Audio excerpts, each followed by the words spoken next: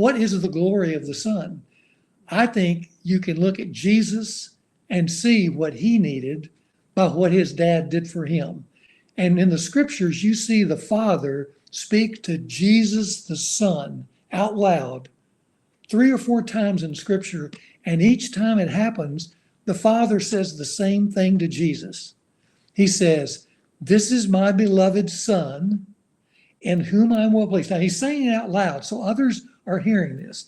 "This is my beloved Son, in whom I am well pleased. Listen to him."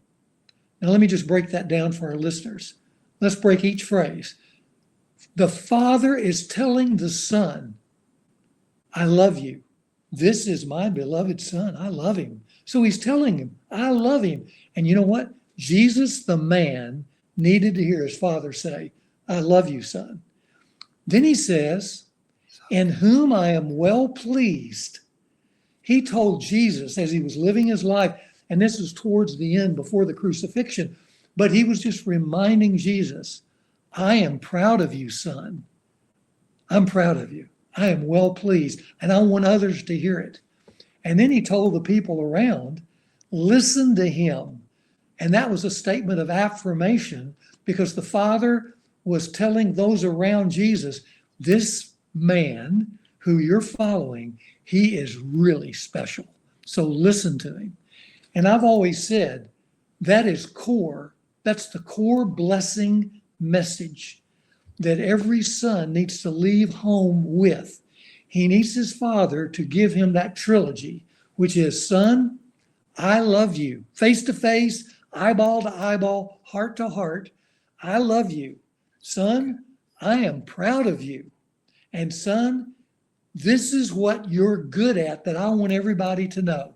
And then his dad names whatever those are. "You're good at this. You're one of the smartest guys I've ever seen. You're a great athlete. You're good with, you're loyal to your friends." He needs to hear an affirmation of his best traits.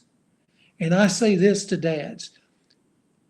If your son leaves your home and hadn't heard you say that from your heart to his, "I love you, I'm proud of you, here's what I admire in you," he's going to leave hurt.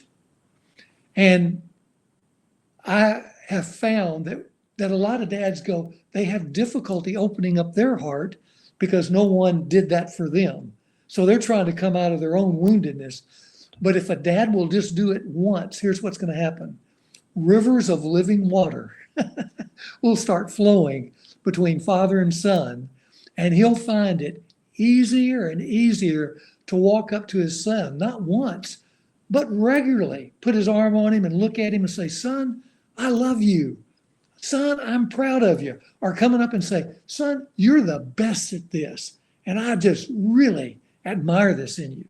That just becomes rivers of living water and affirmation to a son that a dad can do hundreds of times when the son is growing up under his dad. And you know how he leaves?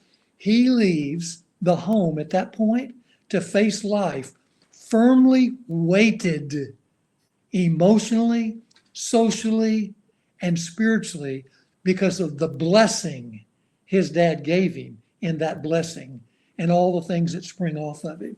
You know, tonight I'm going out and celebrating my son's 44th birthday and taking him and his whole family, and we're going to go out and celebrate.